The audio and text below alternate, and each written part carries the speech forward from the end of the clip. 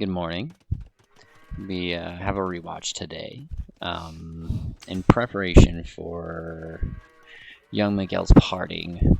Where this was not an ideal day for me to do a rewatch, but I was like, I've gotta give my boy, gotta give our boy some love. He's gonna be dearly missed. I suspect that our games are gonna drop because Michael is gonna leave a very big hole that's gonna take forever to fill. Either way, so on to the south, we have young Miguel as the Magyars, garbage sieve, versus Taylor as the token Espanith, and Joel as the mighty Persians. So, fun fact about the Persians: they have the strongest cavalry line in the game. They get all of the upgrades, which I always find that kind of interesting. I never play with them. On the other side, we got Larry's corner here. He's walled off well. Gosh dang it, Larry. Don't wall so far forward, wall back. But Larry's the Rootin' Tootins. Always a good time. I am the Slavs, the snaky Slavs. And, of course, Jono is the token Espanith. And so, there's that. These are just so far forward. It's like we got no room to work, but it is what it is. There's a hole here. I don't know what's going on there. John, you gotta finish your thing. So I'm gonna be here. Larry's gonna be here. They're kind of waiting for a cut, but we'll see if it happens. Taylor's set up.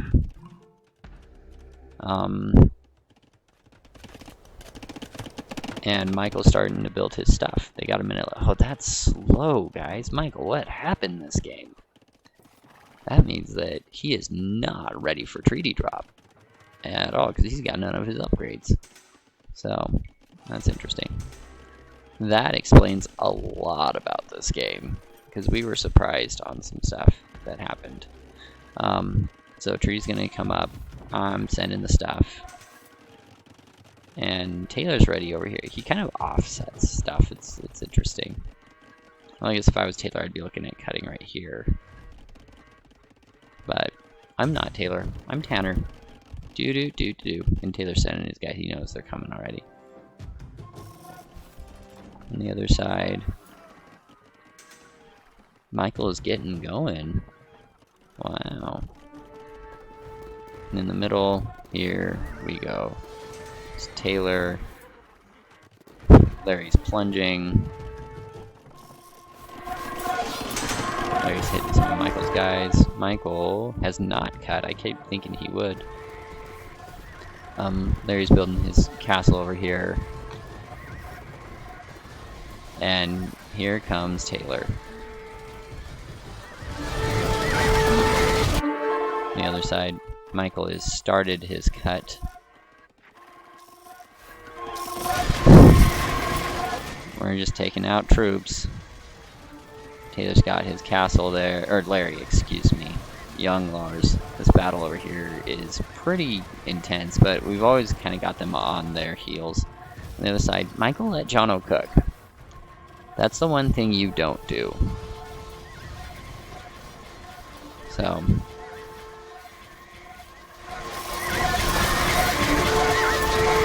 There you go.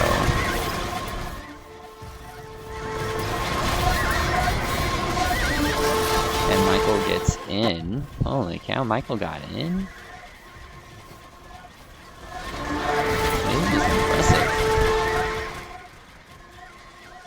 And Jono holds the line. Plugs the hole. We've got... And Jono's going to cut that off. And I don't think this is going to be that detrimental, because no one's actually trading with Jono except for Jono's troops. So Jono's going to just keep his trade going and cut that off right there. Oh my goodness. Here in the middle, we see that Larry has built another castle over here. Taylor's like, I'm going to destroy this if it is the last thing I do.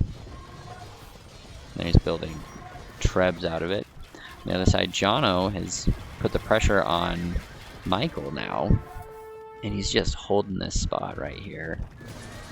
On the other side, It is just a war zone. And Jono is all over. Taylor's come over here to help Michael. Michael's building a bunch of bombard towers. Oh, Taylor is, excuse me. Built 6 of them. It's like more than a castle right there. It's an interesting location. I don't know why he chose. I guess because you can build right there. I mean, it's better than nothing, right? And in the middle, well, Larry still doesn't have that. Yeah, he lost that castle.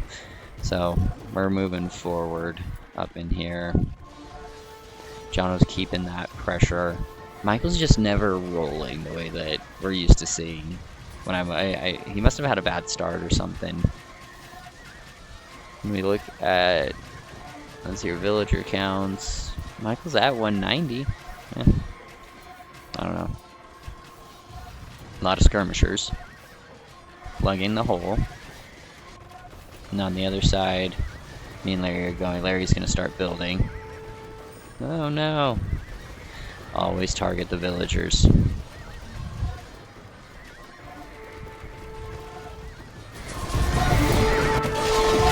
other side, Michael and John have turned into a stalemate over here.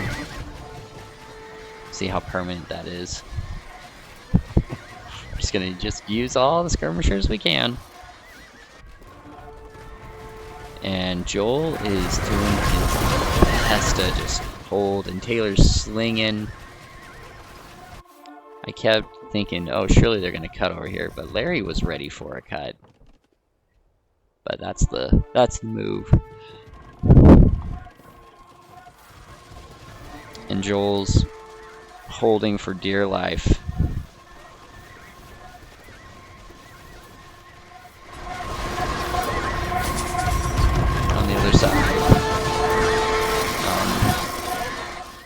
Jono and Michael are still just one-on-one. Jono's starting to build some onagers to go with the party. And Jono gets in.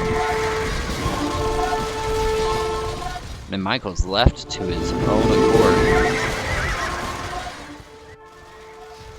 But Larry's built 3 castles now in this corner here. I'm trying to get another 2 up, but I really struggled getting them up. Joel with the trash. Their trade looks good. So I lose this one. No, this one's getting built. Yeah. On the other side, Larry is now pumping out from here. And Larry's getting into Michael from the backside. Larry the monster. So Larry's in their trade now. Feels like a game over move. Because Jono's pinching, Larry's pinching.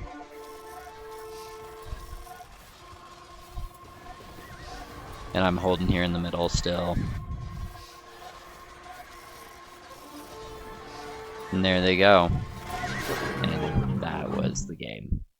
When we look at points scored, well, when you go nuclear, that's what happens. You have high military scores. It doesn't mean anything, guys. But Larry with that economy, and Joel with the technology and society. Points went to Lars as well. I would actually give Lars the MVP on that game. I know it gave me the score, but I would say that Larry picked that game up and dissected. Said, not today, ISIS, not today. And so I killed the most units. Larry lost the least and destroyed the most buildings. Joel converted a unit, and Joel didn't lose a single building. And Jono had the largest army. When we look at stuff, Larry had the most food, I had the most wood. Taylor was the most stoned, typical. And I had the most gold. So, fun games. Lars with the fast speed. Larry just was the MVP that game. No way around it. Did good. Larry with 11 castles. this was a Larry game. Well played, guys. Looking forward to tonight. Peace.